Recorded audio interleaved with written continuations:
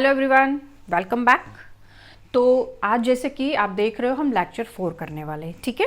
Lecture 3 को थोड़ा सा रिकॉल करते हैं। लेक्चर 3 में हमने क्या पढ़ा था, हम अब तक सेल डिवीज़न पढ़ रहे थे और हम सेल डिवीज़न में पढ़ रहे थे कि सेल जब है डिवाइड करती है तो वो फॉलो करती है इंटरफेस को और एम फेज को। इंटरफेस जो होती है बच्चों, उसमें क्या होता है कि सेल की जो होती है ना वो G1 S G2 तीन फेजेस से निकल रही होती है।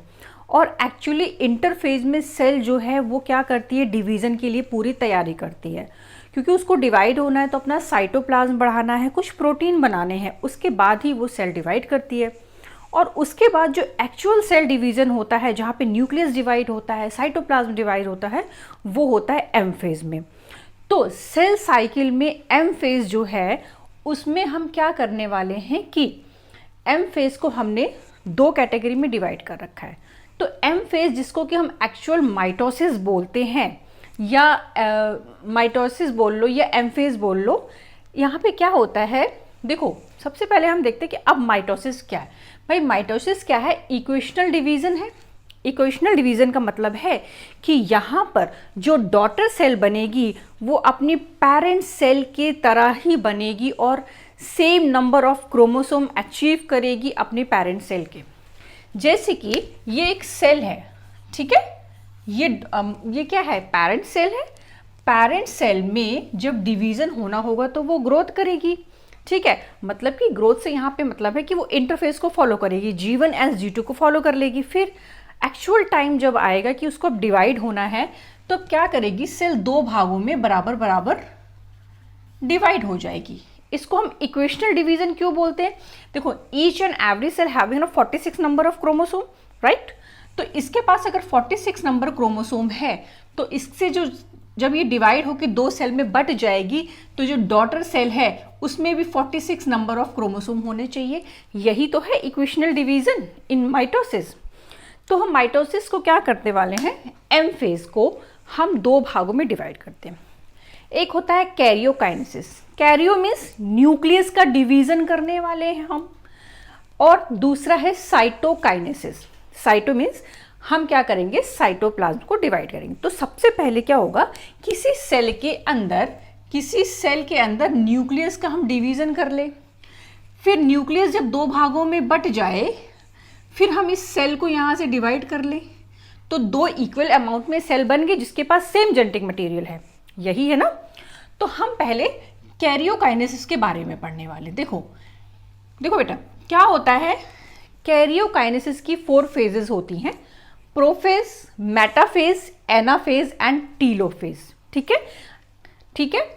अब ये जो प्रोफेज होती है ये सबसे लॉन्गेस्ट फेज होती है और एनाफेज जो होती है वो शॉर्टेस्ट फेज होती है। मीन्स भाई सेल डिवीजन की जब तैयारी हो रही है तो बहुत कुछ चीज़ें, जो सारा इवेंट है ना, क्या होता है ना, प्रोफेज में ही होना होता है।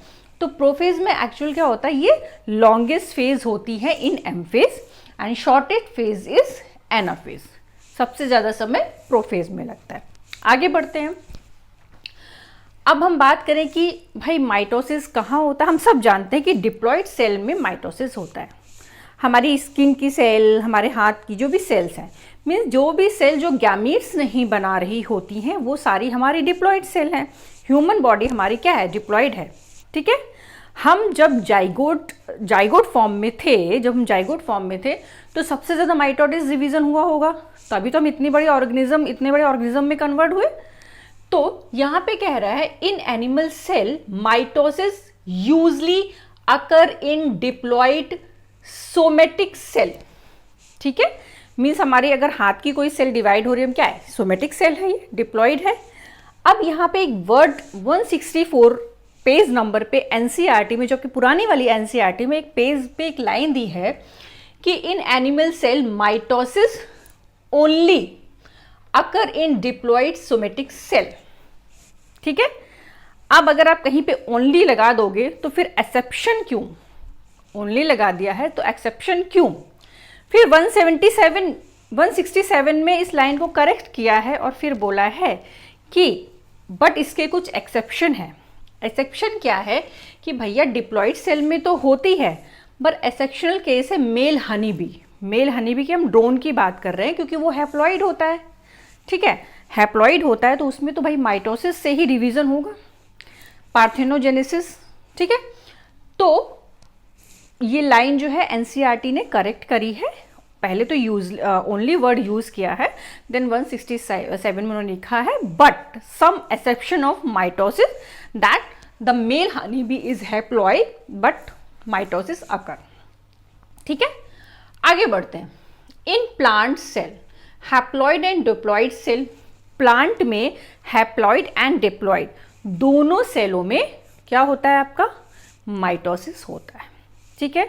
ये तो बात हो गई कि भाई क्या होता है माइटोसिस, इक्वेशनल डिवीजन है। पेरेंट सेल अपनी डॉटर सेल में same number of genetic material के साथ डिवाइड हो गई। कहाँ पाया जाता है, डिप्लॉइड सेल में पाया जाता है, बट सम एक्सेप्शन है, दैट इज हनी बी, ठीक है, मेल हनी बी। अब हम बात करें कि कैरियोकाइनेसिस की, तो कैरियोकाइनेसिस देखो, सेल को हमने बोला कि prophase, metaphase, anaphase, telophase, but क्या वास्तव में सेल ऐसा कुछ करती है, नहीं करती। बेटा ये जो स्टेप है ना, हमने अपनी कन्वीनियंट के लिए बना रखे हैं कि सेल अब प्रोफेज में गई, मेटाफेज में, भाई सेल को थोड़ी ना पता है कि अब हम प्रोफेज में जा रहे हैं, रुक जाओ, अब हम मेटाफेज में जा रहे हैं, अब हम एनाफेज में जाने वाले। ये तो हम जब स्टडी करते हैं स्टेप बाय स्टेप, जब हम देखते हैं कि कहाँ पे क्रोमोसोम डबल हो रहे हैं, कहाँ पे स्पिंडल फाइबर बन रहे हैं, तो इस बेसिस पे हमने अपनी कन्वीनियंट के बेसिस पे इनको डिवाइड कर रखा है। एक्चुअली में जो सेल डिवीजन होता है वो इतना प्रोग्रेसिव स्टेप होता है कि वहाँ पे कुछ इस तरह के बैरियर्स नहीं होते हैं कि अभी प्रोफेज फिर मेटाफेज, ये सब कुछ नहीं होता, ये हमने अपनी कन्वीनियंट के लिए बना रखा है। तो हम स्टार्ट करते हैं प्रोफेज में। प्रोफेज के बारे में सबसे पहले, largest phase of M phase, M phase की सबसे ज़्यादा लार्जेस्ट फेज है। मेटाबॉलिक एक्टिविटी स्लो हो जाती है। क्यों स्लो हो जाती है भाई, देखो जब सेल को प्रोटीन बनाना था, हम इंटरफेस की तरफ जा रहे हैं, जीवन की तरफ, ग्रोथ करनी थी, ठीक है ना, साइटोप्लाज्म इंक्रीज करना था। एस फेज में हमने डुप्लीकेशन किया, किसका, रेप्लिकेट किया ना डीएनए, सेंट्रियोल को डबल किया, कुछ ऑर्गेनेल्स को डबल किया। और G2 फेज में हमने क्या किया कि उसको अमाउंट को बराबर रखा, जो हमने 4C अमाउंट बनाया उसको ट्रांसक्रिप्शन, ट्रांसलेशन, ये सारी चीज़ें करी हमने।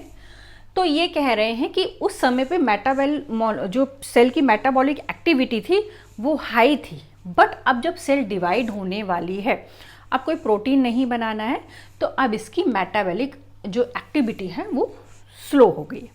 तो एम फेज में सेल की मेटाबॉलिक एक्टिविटी स्लो हो जाती है। क्वेश्चन पूछ लेते हैं कि इन विच फेज सेल की मेटाबॉलिक एक्टिविटी होती है वो कम होती है।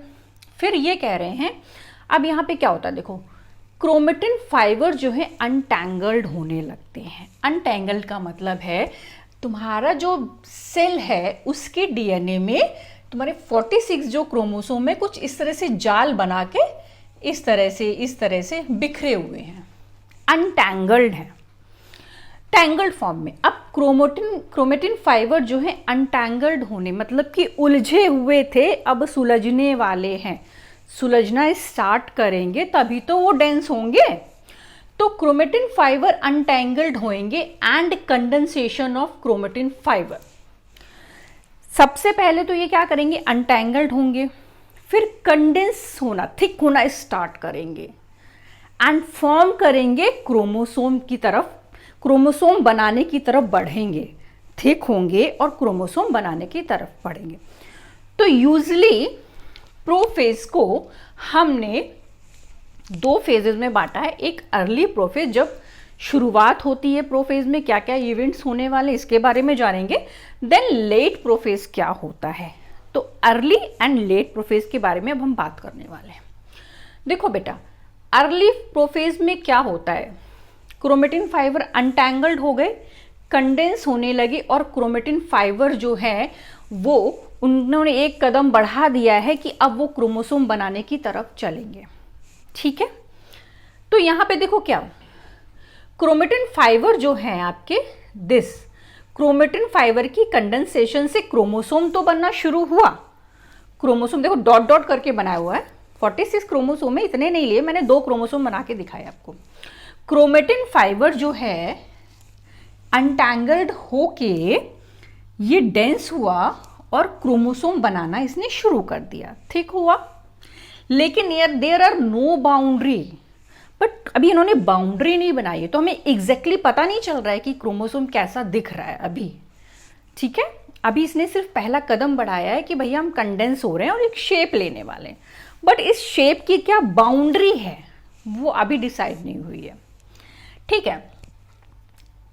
एंडोप्लाज्मिक रेटिकुलम, गोल्जी एपरेटर्स और न्यूक्लियोलस जो हैं, ये सब क्या है अभी यहां पे एपियर है, ठीक है।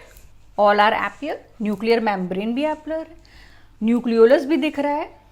और एक इसमें बहुत बड़ा इवेंट क्या होने वाला है, एस फेज में हमने सेंट्रियोल पढ़ा है ना, आपने कुछ इस तरह से परपेंडिकुलर इस तरह से पड़ा रहता है ना। फिर इसके ऊपर एक बॉडी इस तरह से बन जाती है जिसको हम सेंट्रोसोम, जब ये असेंबली कर लेते हैं तो हम इनको क्या बोलते हैं, सेंट्रोसोम बोलते हैं। तो जिस सेंट्रियोल को हमने एस फेज में डबल किया था वो यहाँ पे इनिशिएशन करेगा, क्या स्पिंडल फाइबर इनिशिएट करेगा और एक सेंट्रोसोम दूसरे सेंट्रोसोम के साथ स्पिंडल फाइबर को असेंबल करेगा, ठीक है। सेंट्रोसोम जिसके पास कुछ एस्ट्रल रेज होती हैं, सेंट्रोसोम के पास कुछ इस तरह से एस्ट्रल रेज होती हैं। ये एस्ट्रल रेज क्या करती हैं, ये एस्ट्रल रेज एक्चुअली क्या करती हैं, स्पिंडल फाइबर का फॉर्मेशन करती हैं, ठीक है। ये एस्ट्रल रेज क्या करती हैं, स्पिंडल फाइबर का फॉर्मेशन करती हैं। तो ये जो सेंट्रोसोम है, सेंट्रियोल बोल लो या सेंट्रोसोम है, ये क्या कर रहे हैं, इनके पास एस्ट्रल रे है। तो सेंट्रोसोम प्लस एस्ट्रल रे जो ये निकल रही हैं, इसको हम नाम देते हैं एस्टर का। क्वेश्चन आ जाता है सेंट्रोसोम प्लस एस्ट्रल रेज क्या बनाता है, इस एस्टर बना रहा है, ठीक है। फिर जब इनिशिएशन होने लगी, क्या स्पिंडल फाइबर निकलने लगे और दूसरे सेंट्रोसोम के साथ असेंबली करने लगे, तो हमें क्या क्या मिला, centrosome plus astral rays plus spindle fibre, इन तीनों को मिला दे तो हम इनको क्या बोलेंगे, माइटोटिक स्पिंडल apparatus बन गया। Centrosome, astral rays plus spindle fibre मिल जाए तो ये क्या बनता है, माइटोटिक स्पिंडल apparatus। इसका काम क्या है स्पिंडल apparatus का, भैया इसका सिर्फ ये काम होता है कि ये क्या करता है, जबकि क्रोमोसोम बाद में बनेंगे ना मेटाफेज में, ये वहां पे इनको अपोजिट पोल पे ले जाएगा, ठीक है। अब देखो क्या होता है, इनिशिएशन हो गया एंड असेंबली हो गई माइटोटिक स्पिंडल फाइबर की। अब अर्ली प्रोफेज जो है वो खत्म होने वाला है, ठीक है। अर्ली प्रोफेज खत्म होगा और लेट प्रोफेज शुरू होगा, ठीक है। अब हमने बात करी कि सेंट्रियोल की, देखो एनिमल सेल में सेंट्रियोल पाया जाता है, ये तो आप सबको पता है, प्लांट सेल में सेंट्रियोल नहीं होता है। तो एनिमल सेल में जो सेंट्रियोल होता है उसका, इसके बिहाव पे हम माइटोसिस को क्या बोलते हैं, एम्फी एस्ट्रल बोलते हैं, या तो टू सेंट्रियोल है तो हम इसको बोलेंगे एम्फी एस्ट्रल या एस्ट्रल माइटोसिस। और प्लांट सेल में चूंकि क्या होता है कि आपके सेंट्रियोल नहीं पाए जाते हैं तो इसको नॉन एस्ट्रल माइटोसिस बोल दो, इसको एस्ट्रल माइटोसिस बोल दो या एम्फी एस्ट्रल माइटोसिस बोल दो एनिमल सेल में। और प्लांट सेल में आपके सेंट्रियोल नहीं पाए जाते हैं तो इसको बोलते हैं नॉन एस्ट्रल माइटोसिस, ठीक है। क्लियर है, क्वेश्चन आ सकता है, इसको रिमेंबर करना, ठीक है। अब हम क्या कर रहे हैं, प्रोफेज की जो अर्ली वाली फेज थी वो हमने कंप्लीट कर ली। अब हम क्या कर रहे हैं, लेट प्रोफेज की तरफ बढ़ रहे हैं। लेट प्रोफेज में देखो बहुत ड्रामा होने वाला है, सब ड्रामेटिक चीजें होने वाली है। देखो ये जो सेल है लेट प्रोफेज में, यहां पे जो न्यूक्लियर की मेम्ब्रेन है वो डिसअपियर होने लगेगी। Endoplasmic reticulum and nucleolus, nucleolus क्या करता है, क्रोमेटिन में अगर न्यूक्लियस कहीं पे, दैट मीन्स कि वहां पे आरएनए का सिंथेसिस सबसे ज्यादा होता है, ठीक है। तो भाई अब यहाँ पे न्यूक्लियर मेम्ब्रेन देखो मैंने डॉट डॉट करके बनाए, दैट मीन्स कि ये डिसअपियर होने वाली है। एंड जो आपके न्यूक्लियोलस था एंडोप्लाज्मिक रेटिकुलम थी और गोल्जी एपरेटर थे, they all are disappear. Actually क्या ये वास्तव में डिसअपियर होते? नहीं। एक्चुअली क्या होता है, देखो एंडोप्लाज्मिक रेटिकुलम कुछ इस तरह से अटैच होती है न्यूक्लियस की वॉल पे इस तरह से, और आपके जो गोल्जी एपरेटर्स हैं ये वेसल्स के फॉर्म में इस तरह से ये सिस्टर्नी बना के इस तरह से यहाँ पे ऐसे पड़े रहते हैं। तो ये गोल्जी एपरेटर्स का वर्क करेगी जब ये असेंबल होंगी एक दूसरे से। अगर ये सब एक दूसरे से डिसअसेंबल हो जाएं और इधर उधर बिखेर दो इनको, तो ये क्या फंक्शन करेंगी? एक पूरा सिस्टम है जिसको हम तोड़ फोड़ कर दे उसके साथ, तो वो सिस्टम काम करेगा? तो एक्चुअली इनके साथ यहीं पे होता है कि जो सिस्टर्नी है या एंडोप्लाज्मिक रेटिकुलम के जितने भी ल्यूमेन्स हैं वो सारे क्या करते हैं, डिसअसेंबल हो जाते हैं। जब डिसअसेंबल हो जाएंगे तो वो फंक्शन नहीं करेंगे। साइटोप्लाज्म में इनको बिखेर दो, ऐसे इधर उधर बिखेर दिए, तो हम इसके लिए बोल देते हैं कि एंडोप्लाज्मिक रेटिकुलम है, गोल्जी एपरेटर्स है और न्यूक्लियर मेम्ब्रेन जो है ये सब डिसअपियर हो गई, या कह लो कि डिसअसेंबल हो गई। एक बहुत बड़ा इवेंट और क्या है कि ये जो सेंट्रियोल हैं ये क्या करते हैं, ये अपोजिट, जिनको हमने डबल किया था एस फेज में, ये अपोजिट पोल की तरफ आ गए। Both side they appear in opposite pole, ठीक है। तो लेट प्रोफेज में देखो क्या होगा, एंड ऑफ प्रोफेज, जब प्रोफेज खत्म होने वाली होगी तो क्रोमोसोम क्या करने वाले हैं, जो ये क्रोमोसोम जो फर्स्ट टाइम हमें ये अपीयर होंगे और दिखेंगे, तब हमें पता चलेगा कि एक्चुअली ये जो क्रोमोसोम है ना ये दो क्रोमेटिड से मिलकर बने हैं। ये जो क्रोमोसोम है ये दो क्रोमेटिड से मिलकर बने हैं, और इन क्रोमेटिड्स को हम क्या बोलते हैं, सिस्टर क्रोमेटिड्स, जो कि एक दूसरे के साथ में सेंट्रोमियर के थ्रू जुड़े हुए हैं। तो एंड ऑफ द प्रोफेज हमें पता चलता है एक्चुअली ये जो क्रोमोसोम है जो हमें अपीयर हो रहे हैं अब, ये दो सिस्टर क्रोमेटिड से बने हैं एंड ज्वाइंड बाय सेंट्रोमियर, और सेंट्रोमियर के साथ एक दूसरे से, ये जो सेंट्रोमियर है इससे जुड़े हुए हैं। ठीक है, यहां तक क्लियर हो गया। अब क्या करते हैं, ये जो हमने एस फेज में डुप्लीकेट किए थे सेंट्रियोल की, ये स्टार्ट करते हैं मूविंग करते हैं अपोजिट पोल की तरफ जाने के लिए। तो ये भैया अपोजिट पोल की तरफ पहुंच गए, और ये जो एस्ट्रल रेज हैं ये क्या करती हैं, ये इनको अपोजिट पोल पे पकड़ के रखती हैं, ये इनको अपोजिट पोल पे एक दूसरे से पकड़ के रखती हैं कि ये मूव अब इधर से और कहीं नहीं जाना है। तो ये दोनों एक पोल पे आके सिचुएटेड हो जाते हैं और एस्ट्रल रेज जो है इनको पकड़ के रखती हैं। आगे बढ़ते हैं। ये तो हमने पढ़ ही लिया कि न्यूक्लियर मेम्ब्रेन और गोल्जी बॉडी एंड ये जो ईयर्ड है ये डिसअपियर होते हैं, एक्चुअली ये बिखर जाते हैं न्यूक्लियस, क्योंकि अब ये खत्म होने वाला है न्यूक्लियर मेम्ब्रेन, तो ये क्या करते हैं ना, ये बिखर जाते हैं। तो प्रोफेज एंड लेट प्रोफेज हमने कवर कर ली। अब हम बढ़ते हैं मेटाफेज की तरफ। तुम्हारी एनसीईआरटी एक लाइन बोलती है, इसको ध्यान से पढ़ना, इस पे पूरा question line to line question आ जाता है आपके नीट में। तो ये कहता है complete disintegration of nuclear membrane is sign to beginning of metaphase. Nuclear membrane का डिसइंटीग्रेशन होना, गायब होना, एक साइन है कि भाई मेटाफेज शुरू होने वाली है। ठीक है, तो यहां पे देखो न्यूक्लियर मेम्ब्रेन जो है वो डिसअपियर होने लगी थी। दैट मीन्स कि हम मूव कर गए हैं मेटाफेज की तरफ। तो एनसीईआरटी ने क्या कर दिया, इसको बोल दिया अर्ली मेटाफेज, या बोल दो कि ट्रांजिशन टू मेटाफेज की तरफ हम जा रहे हैं। तो एनसीईआरटी ने तुम्हारा ये वाला डायग्राम उठा के रख दिया है कि early metaphase, that means transition to metaphase. Nuclear membrane देखो डिसअपियर हो गई, कुछ नहीं बचा। अब क्या होगा, देखो न्यूक्लियर मेम्ब्रेन गायब।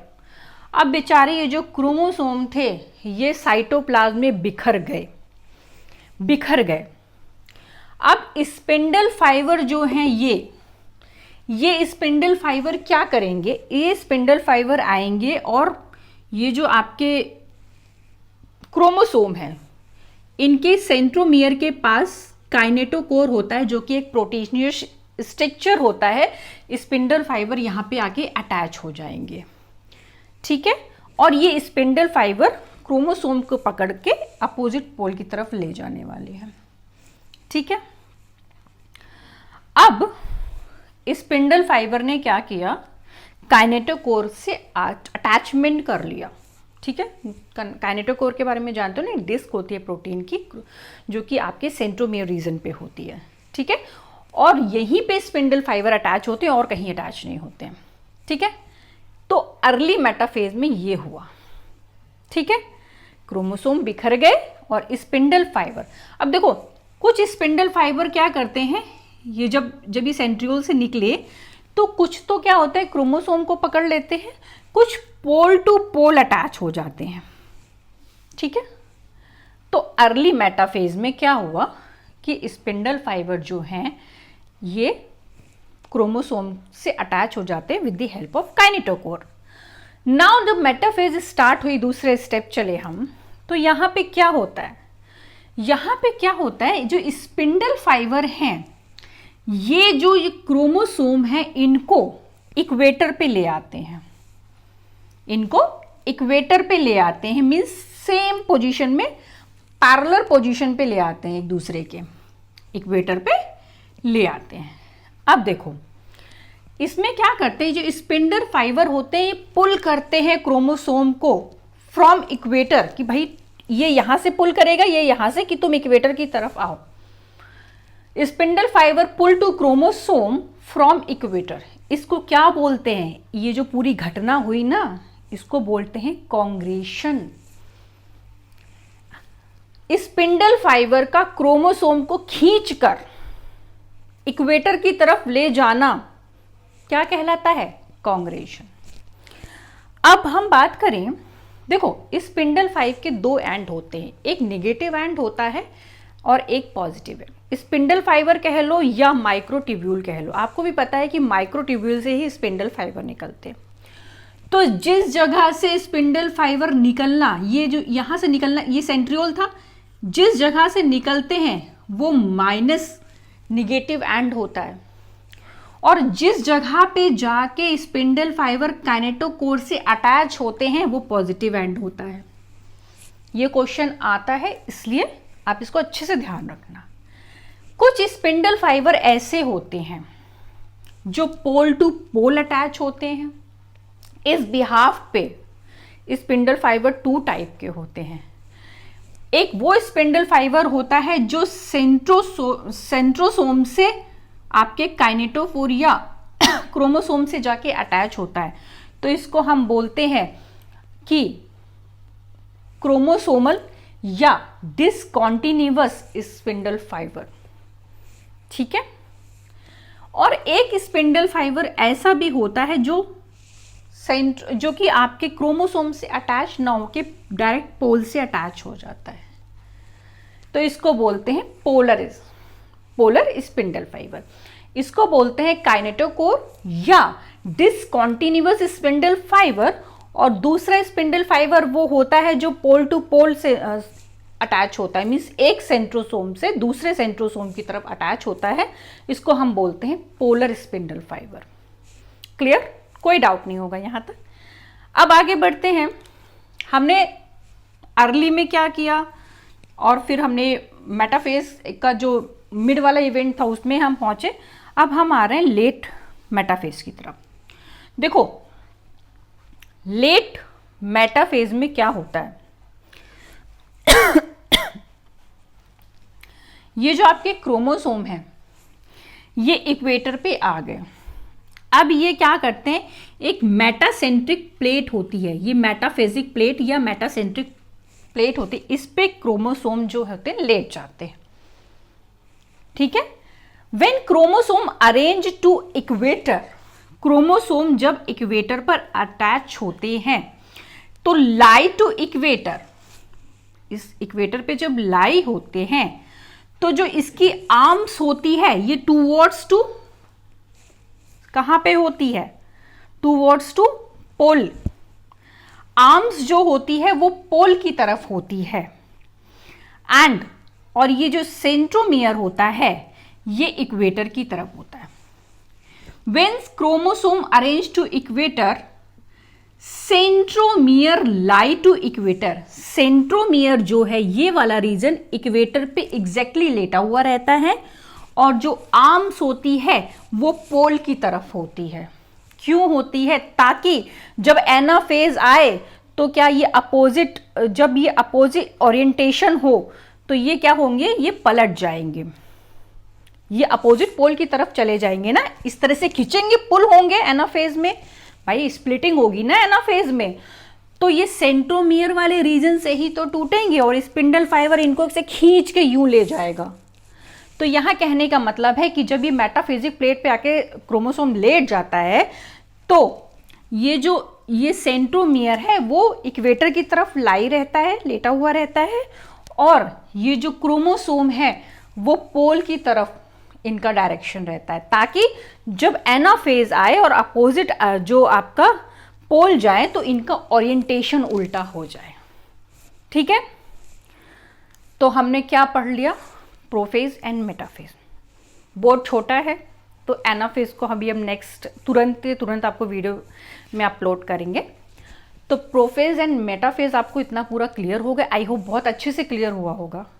ठीक है, नेक्स्ट वीडियो तुरंत कंटिन्यू करते हैं एनाफेज के बारे में, तब तक आप पढ़ते रहिए। Thank you.